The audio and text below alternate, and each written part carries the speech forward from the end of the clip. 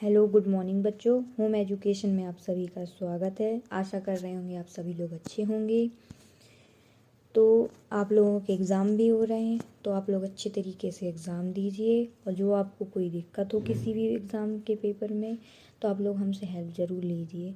और जो आपसे बन ना रहा हो कमेंट बॉक्स में आप उसको लिखिए, हम आपको ज़रूर बताएंगे उसके बारे में। ओके, तो आज हम लोग पढ़ने वाले हैं आधुनिक काल। क्या पढ़ने वाले हैं? आधुनिक काल के प्रकार। राइट। अब ये देखिए, हम आपको पढ़ाने वाले हैं आधुनिक काल के प्रकार। क्या पढ़ाने वाले हैं? आधुनिक काल के प्रकार। काल के प्रकार। ओके, चलिए ये देखिए, आपको यहाँ पे दिख रहा है भारतेंदु युग, इनका सन था। ये इनके प्रकार हैं 6।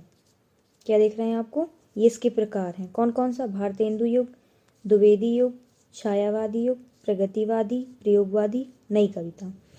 तो जो है ये भारतेंदु और द्विवेदी युग, ये आपके 12 में और 11th में नहीं आते हैं, ये 10th तक आप लोगों के आते हैं। तो मैंने ये स्टार्ट किया है सिर्फ आपको 12 वालों के लिए। ये 12 में भी आते हैं पूरे, लेकिन ये आते तो हैं पर इससे कोई ख़ास नहीं आता, तो मैंने आपको नहीं बनाया है। अगर आपको चाहिए तो आप मुझे कमेंट बॉक्स में लिख सकते हैं कि इसकी वीडियो भी आप लोगों को चाहिए है। ओके, तो आज हम आपको पढ़ाने वाले हैं छायावादी युग। कौन सा युग? तीसरे नंबर का। ओके, चलिए, तो आपको क्या पढ़ाना है आज हमें? छायावादी युग। चलिए, तो हम आपको छायावादी पढ़ाना स्टार्ट करते हैं। ये देखिए, तो छायावाद के कुछ बेटा इफेक्ट हैं, वो मैं आप लोगों को बताने वाली हूँ। राइट, ये है छायावाद आपका। राइट, तो छायावाद का सबसे पहले आप ये बताएं, स्टार्ट या कहें इसका विकास कब से हुआ छायावाद का? तो इसका विकास जो हुआ है द्विवेदी युग के बाद हुआ। मैंने आपको 6 प्रकार बताए थे। पहला भारतेंदु युग, दूसरा कौन सा युग था? द्विवेदी युग। तो द्विवेदी युग का जो अंत था वो 1920 था। क्या था? 1920 था। तो छायावाद का आरंभ क्या माना जाएगा? 1920। राइट। अब ये चला कब तक है? तो 1936 तक ये चला है। राइट, आए समझ में आप लोगों को? चलिए, अब आपको देखना है कि जो छायावाद है, तो ये तो हो गई इसकी कब तक का समय हो गया। ये आपको क्या बताया मैंने अभी? समय। राइट, अब छायावाद शब्द जो था, ये जो शब्द है, इस शब्द का सबसे पहले यूज भी किसी ने किया होगा। तो वो कौन था? मतलब इनके कवि कौन थे? छायावाद के प्रथम कवि जिसे कहें अपन लोग, तो इनके प्रमुख कवि थे या प्रथम कवि कहें जिसे, वो थे मुकुटधर पांडे जी। मुकुटधर पांडे जी। Okay, right. अब देखिए आप, अब आपको क्या देखना है कि ये तो होगा इसके कवि।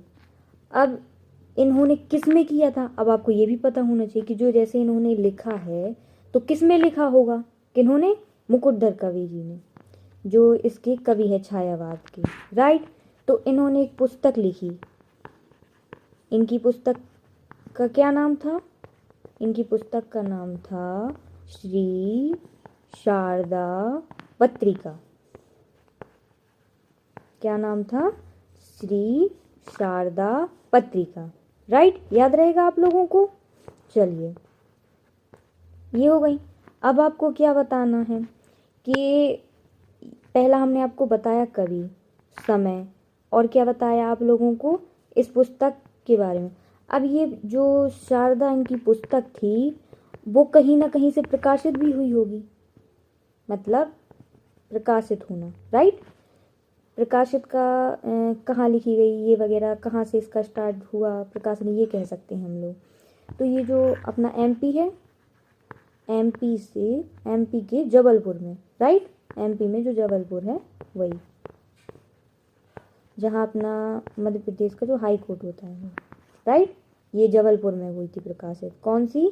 शारदा पत्रिका, राइट। याद रहेगा आप लोगों को। चलिए अब एक चीज़ आप लोगों को और बतानी है इसमें। क्या बतानी है वो देखिए। आधुनिक हिंदी साहित्य या काव्य कह सकते हैं, हिंदी काव्य में छायावाद को क्या कहते हैं। मतलब इन्होंने नाम पूछा है कि जो आधुनिक हिंदी काव्य है उनमें छायावाद को कहते क्या हैं। तो आपको याद रखना है क्या कहते हैं। देखिए इसको कहते हैं साहित्यक, क्या कहते हैं? साहित्यक खड़ी बोली का स्वर्ण युग। क्या बोलोगे आप लोग? साहित्यक खड़ी बोली का स्वर्ण युग। ये आप लोगों को याद रखना है, राइट। याद रहेगा आप लोगों को। चलिए अब आप लोगों को एक चीज और याद रखनी है। ये तो मैंने बता दिया किन के अनुसार। फर्स्ट कवि कौन थे? मुकुटधर जी के अनुसार, ठीक है। अब एक ओपिनियन, मतलब जो छायावाद की जो तो कवि हो गए, एक कवि और थे। कौन थे? सेकंड वाले कवि ये देखिए। सेकंड कवि थे आचार्य रामचंद्र शुक्ल जी। कौन? आचार्य रामचंद्र शुक्ल जी, राइट। तो मैंने आपको बताया कि जो मुकुटधर जी राय थे तो उन्होंने छायावाद का आरंभ 1920 से माना है, परंतु जो ये आचार्य रामचंद्र शुक्ल जी जो थे, इन्होंने छायावाद का आरंभ 1918 से माना है। कब से माना है? 1918 से, राइट।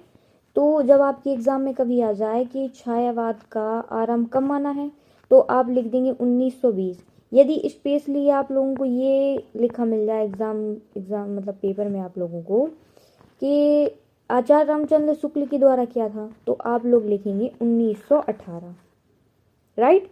आया समझ में आप लोगों को। चलिए तो आपको क्या करना है, अब आचार्य रामचंद्र शुक्ल जी के अनुसार उन्होंने परिभाषा भी दी है, एक उन्होंने अपनी परिभाषाएं भी दी हैं। सभी अपनी अपनी देते हैं, तो इन्होंने भी दी है। अब देखिए इन्होंने दी है छायावाद का संबंध, ये इन्होंने इसकी परिभाषा दी है, राइट। छायावाद का संबंध रहस्यवाद और विशेष काव्य शैली से जोड़ते हैं। ये इनकी डेफिनेशन हो गई। किनके अनुसार हो गई? ये आचार्य रामचंद्र शुक्ल के अनुसार हो गई, राइट। तो आप लोगों को ये इनकी डेफिनेशन याद रखनी पड़ेगी, ठीक है। वैसे सभी ने अपनी अपनी दी है, लेकिन हमने यहाँ पर आप लोगों को बताई है आचार्य रामचंद्र शुक्ल जी के अनुसार, राइट। चलिए अब हम आपको इसकी बाकी की जो डेफिनेशन है वो बताते हैं आप लोगों को। ये देखिए, दिख रही है आप लोगों को? रुकिए, ये रही आपकी, राइट। चलिए अब आपको दिख रहा होगा, 1 मिनट। चलिए आपको दिख रहा होगा, ये दिया है छायावाद का समय 1920 से 1936 ईस्वी तक माना जाता है। इस काव्य धारा में स्वच्छंद प्रेम भावनाओं और प्रकृति का मानवीकरण करके नवीन अभिव्यंजना शैली के माध्यम से प्रस्तुत किया है। आया आप लोगों को समझ में? ये इसकी डेफिनेशन हो गई, राइट। जो कि मैंने आपको बताया, ये प्योर ये हो गई उनकी प्योर लैंग्वेज। वो जो मैंने बताई थी वो किसी कवि के अनुसार थी, लेकिन ये इनके अनुसार हो गई। इनके जो मैंने आपको पहले बताई है वो हो जाएगी आचार्य रामचंद्र शुक्ल जी के अनुसार, लेकिन ये जो छायावाद की प्रॉपर है वो इसकी डेफिनेशन है, तो वो आपको याद रखनी पड़ेगी। राइट, तो क्या है याद रखने के लिए, पहले तो मैंने आपको समय बता ही दिया है। राइट, अब इसमें आपको सिर्फ याद करना है स्वच्छंद प्रेम, भावनाओं, प्रकृति का मानवीकरण करके और नवी नवी व्यंजना शैली का प्रयोग किया है सिर्फ इन्होंने, ये आप लोगों को सिर्फ याद रखनी है। राइट, चलिए मैंने आपको पहले बताई है आप लोगों को कि एक तो थे आचार्य रामचंद्र शुक्ल, वो मैंने आपको बता दी है। अब आपको बताना है डॉक्टर नागेंद्र के अनुसार। ठीक है, चलिए अब मैं आपको बताने वाली हूँ नागेंद्र के अनुसार। चलिए, तो इनका क्या था, स्थूल के प्रति सूक्ष्म का विरोध छायावाद कहलाता है। ये तो हो गई हिंदी साहित्य की भाषा। अब हम आपको समझाते हैं। स्थूल का मतलब होता है घना। स्थूल का मतलब क्या होता है, घना, मोटा, बड़ा, कुछ भी आप लोग ले सकते हैं। और सूक्ष्म का मतलब क्या होता है, सूक्ष्म का मतलब होता है बेटा छोटा। सूक्ष्म का मतलब होता है छोटा। विरोध होता है विरोध करना किसी चीज का, बात ना मानना। तो इनने कहा था कि स्थूल का मतलब जो घने बड़ा है या घना है उसके प्रति, बड़े के प्रति सूक्ष्म का मतलब छोटे का विरोध करना छायावाद कहलाता है। सीधा सीधा आप लोगों को ये याद रखना है। उन्होंने कोई विरोध मतलब किसी का समर्थन नहीं, वो कह रहे बराबर रखो सबको, ना मोटा ना घना, एक जैसा रखो। ये उन्होंने छायावाद की डेफिनेशन दी थी। राइट, याद रहेगा आप लोगों को, क्या याद रहेगा कि नागेंद्र जी जो थे उन्होंने कहा था स्थूल के प्रति सूक्ष्म का विरोध करना छायावाद कहलाता है। राइट, क्या कहलाता है, सूक्ष्म आपको याद रहेगा घना, सूक्ष्म रहेगा छोटा, स्थूल रहेगा घना। राइट, तो आप लोगों को ये याद रखना है और इसमें कुछ नहीं याद रखना। और दूसरा आप तीसरी आपकी डेफिनेशन क्या हो जाएगी, तीसरी जो डेफिनेशन है वो हो जाएगी डॉक्टर राम कुमार वर्मा जी के अनुसार। वो क्या है, जब आत्मा की छाया परमात्मा पर और परमात्मा की छाया आत्मा पर पड़ती है तो वहां पर छायावाद होता है। देखिए अब इसका मेन पॉइंट क्या है कि जो ईश्वर है उनका डायरेक्ट कनेक्शन हम लोगों से है। जैसे परमात्मा आत्मा, हमारी जो आत्मा है उसका संबंध परमात्मा से है। राइट, समझ आया आप लोगों को। चलिए, ये हो गई आप लोगों की 3 डेफिनेशन। कौन कौन सी, डॉक्टर नागेंद्र के अनुसार, डॉक्टर राम कुमार वर्मा के अनुसार और रामचंद्र शुक्ल जी के अनुसार। राइट, हो गई तीनों आप लोगों की। अब आप लोगों को क्या बताना है, उनकी विशेषताएं।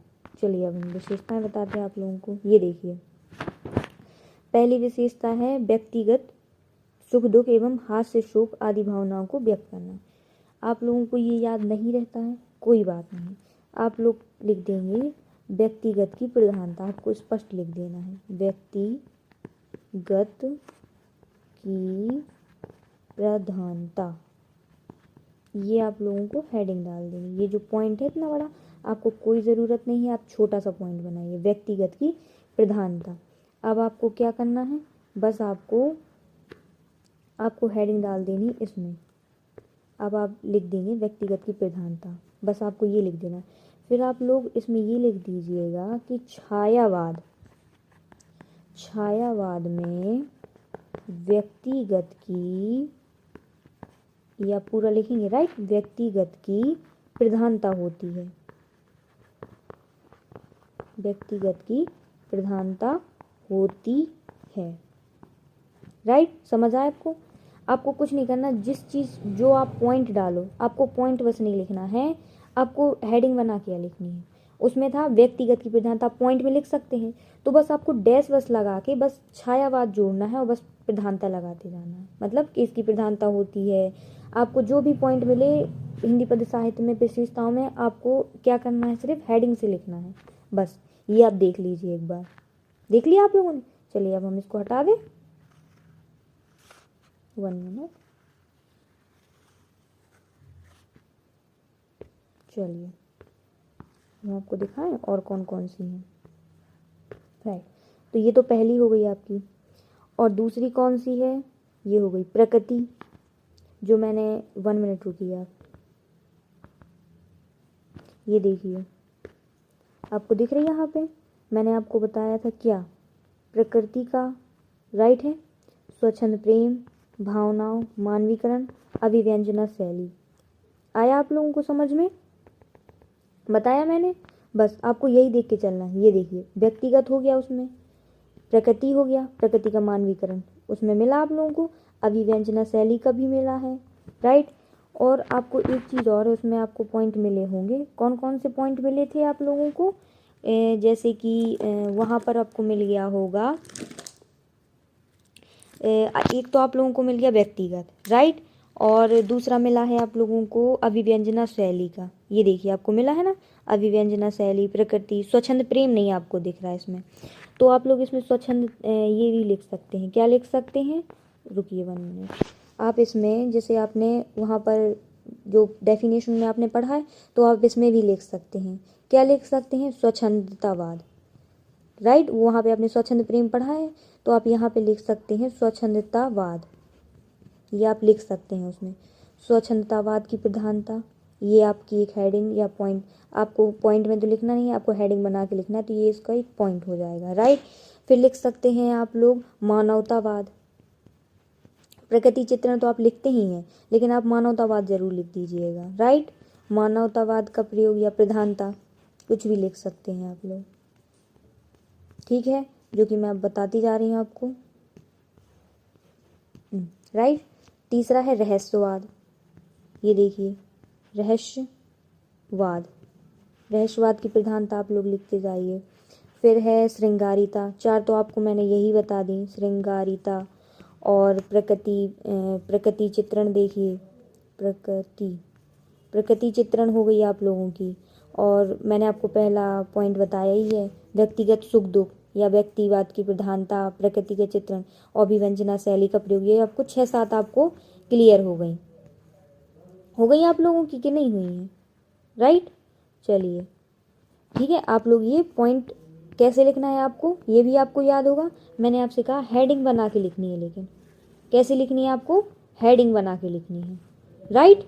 तो आप ये याद रखना कि आपको हेडिंग बनाकर ही लिखना है, ओके। चलिए, राइट। चलिए, अब आपको क्या देखना है, मैंने जो आपको ये विशेषताएं कंप्लीट करवाई आपकी, अब आप लोग देखेंगे इसके अंतर। क्या देखेंगे? इसके अंतर। इसको रफ कर दूं, राइट। चलिए, ये देखिए, आपको दिख रहा है इधर पे? चलिए, ये देखिए, आप लोगों को अच्छी तरीके से दिख रहा होगा। ये मैंने आपको विशेषताएं बता दी। अब देखिए, अब अंतर देखिए आप लोग इसके, दिख रहा है आप लोगों को अंतर, राइट। 1 ये किस में है? छायावाद और रहस्यवाद में अंतर है, राइट। तो इसके 3 अंतर हैं, ये आपको दिख रहे होंगे। इसमें कल्पना की प्रधानता होती है, इसमें चिंतन की प्रधानता होती है। देखिए, जब कहीं रहस्यवाद, अभी मैंने आपको पढ़ाया नहीं, आगे पढ़ाऊंगी, आप सिर्फ यहाँ पे अंतर समझ लीजिए, ओके। चलिए, तो जब कहीं रहस्य होगा, अपन को कोई चीज़ पता नहीं होगी, जैसे आपके घर में मम्मी कोई चीज़ बनाती हैं, मिठाई वगैरह, तो आपको बताती नहीं है, तो आप ढूंढते रहते हो, मतलब मम्मी ने रहस्य कर दिया, उसको गुम कर दिया, कहीं छुपा कर रख दिया, तो आप लोग देखते रहते हो कि मम्मी ने कहाँ रखी है मिठाई, तो आपको चिंता लगी रहती कि कब आपको मिठाई मिले, कब आप लोग खाएं, राइट। सही बोला हमने। तो ऐसे ही यहाँ पे पद्य साहित्य में एक जो रहस्यवाद है, तो इसमें कोई, जब अपन लोगों को मालूम ही नहीं कि क्या है, तो इसमें चिंतन हो जाता है कि चिंतन आखिर इसमें है क्या है इसमें, तो उसको कहते हैं चिंतन। तो रहस्यवाद में अब हम लोग पहला पॉइंट क्या लिखेंगे? इसमें चिंतन की प्रधानता होती है, ये रहा चिंतन की, राइट। इसमें कल्पना की प्रधानता होती है। अब कल्पना करते होंगे, कल्पना में ही डूबे रहते होंगे ये लोग, किसमें? छायावाद में। आइए आप लोगों को समझ में पहला पॉइंट। अब देखिए, जब इसमें कल्पना है तो भावनाओं से जुड़े होंगे कि ऐसा नहीं करना, वैसा नहीं करना, ये चीज़ है। जब अपनी भावना होगी अंदर, अपन लोग जो चीज़ सोचते होंगे, तो वही हर एक एक्सप्रेशन में अपन लोगों के निकलता है। सही बोला हमने, वही चीज़ है इसमें, राइट। अब रहस्यवाद में क्या है? रहस्यवाद में ना कोई कल्पना है, ना कोई भावना है, उसमें तो सिर्फ रहस्य है, छुपा रहता है। अब हो सकता है उसमें ज्ञान व बुद्धि भी हो, जैसे कुछ भी छुपा हो, जब अपन उसको खोजेंगे, जब अपना दिमाग लगेगा तभी उससे निकलेगा। जैसे कोई चीज़ छुपा दी मम्मी ने तो अपन लोग ढूंढ के ले आए, तो क्या हुआ, अपने पास ज्ञान हुआ, तभी तो अपन लोगों ने ढूंढा। अगर नहीं होता तो हम लोग नहीं ढूंढ पाते। वही चीज़ है कि इसमें रहस्यवाद में क्या होता है, ज्ञान व बुद्धि की प्रधानता होती है, राइट। और इसमें क्या होता है, भावना की प्रधानता होती है एक दूसरे की, कि कहीं इसको बुरा ना लग जाए। इसमें तो मम्मी ने छुपा के रख दिया, अपन लोग ढूंढ रहे हैं, लेकिन इसमें कोई ऐसी बात नहीं होती है, राइट। देखिए अब क्या है, प्रकृति मूलक। मैंने आपको छायावाद की परिभाषा में बताई, विशेषताएं बताई कि प्रकृति मूलक मतलब प्रकृति चित्रण या प्रकृति मूलक एक ही चीज़ है, मूल होते हैं, प्रकृति मूल होते हैं, ये प्रकृति से जुड़े हुए होते हैं, ठीक है। और इसमें रहस्यवाद है, प्रकृति दार्शनिक है, इसकी जो प्रकृति होती है मूल्य होती है, और इसकी दार्शनिक मतलब देखने लायक होती है कि आखिर क्या है। जैसे ये तो अपन लोगों को दिख रहा है तो कोई इंटरेस्ट नहीं है हम लोगों को, लेकिन इसकी तो रहस्य है ना, छुपी हुई है, तो इसकी प्रकृति अपन लोग जानने के लिए उत्सुक होंगे। यही वो वह बात कह रहा है, राइट। तो आप इसके अंतर देख लीजिए एक बार, आपको स्क्रीनशॉट लेना तो वो भी ले लीजिए। अब आपको नीचे दिख रहा होगा छायावाद के कवि एवं उनकी रचनाएं, दिख रहा है आप लोगों को। तो आपको ये दो इनके कवि दिख रहे होंगे, जयशंकर प्रसाद जी, सुमित्रा नंदन पंत। आपने इनकी रचनाएं बहुत फेमस है ये वाली, जयशंकर प्रसाद जी की कौन कौन सी, कामायनी, आंसू, झरना, और सुमित्रा नंदन जी की कौन सी हैं, पल्लव, बीड़ा, राइट। ये आप इनकी पहले दो रचनाएं लिख दीजिए, हम आपको दो रचनाएं और बता रहे हैं, राइट। रुकिए, ये आपको दिख रहा होगा यहाँ पर, 1 मिनट रुक जाइए, हम दिखा रहे हैं आपको। ये देखिए, दिख रही है आपको, सूर्यकांत त्रिपाठी निराला, महादेवी वर्मा जी। इनकी सूर्यकांत त्रिपाठी निराला जी की कौन सी थी, गीतिका, अनामिका। महादेवी वर्मा जी की रश्मि, संध्या, संध्या, गीत, नीरजा, निहारिका, ये वगैरह थी इनकी, राइट। अब आप लोगों को ये चार इनके कवि हो गए, राइट। तो आप लोग इसको याद इस तरीके से रखेंगे, 1 मिनट रुकिए, ये दो कवि आपको याद रहेंगे, जयशंकर प्रसाद और सुमित्रा नंदन पंत, राइट। अब और कौन से हैं, सूर्यकांत त्रिपाठी निराला जी और महादेवी वर्मा। तो इसके चार कवि हो गए। तो आप कुछ इस तरीके से याद रखेंगे, ये देखिए, इसको रखेंगे आप जस्सू मशू,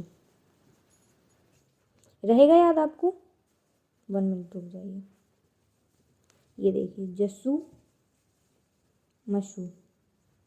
जा से क्या याद रखेंगे, जयशंकर प्रसाद, सू से सुमित्रा नंदन पंत, माँ से महादेवी वर्मा, सू से सूर्यकांत त्रिपाठी निराला। तो ये आपको बिल्कुल याद रहेंगे, राइट। बस, तो आप लोगों को मैंने क्या क्या बता दिया, मैंने आपको इसकी परिभाषा बताई, आपको विशेषताएं भी बता दी, तीसरा मैंने आपको अंतर बताया, चौथा आप लोगों को इसके कवि और रचनाएं भी बता दी, ओके। तो अब आपको क्या देखना है, ये आप लोगों का छायावाद कंप्लीट हो गया, राइट। छायावाद आप लोगों का कंप्लीट हो गया। तो अब हम आपको नेक्स्ट वीडियो में हम आपको देंगे प्रगतिवाद, जो इसका चौथा प्रयोग, आधुनिक काल का चौथा पॉइंट है। क्योंकि आपको हमने फर्स्ट था भारतेंदु युग और दूसरा कौन था, द्विवेदी युग, जो कि आप लोगों के सिलेबस में नहीं, इसलिए मैंने आप लोगों को बताया नहीं। थर्ड से आप लोगों का स्टार्ट होता है छायावादी, तो मैंने वो आपको बता दिया। मैं अगली वीडियो में डालने वाली हूँ प्रगतिवाद, तो वो आप लोगों को ज़रूर देखना है। तब तक के लिए गुड नाइट, बेस्ट ऑफ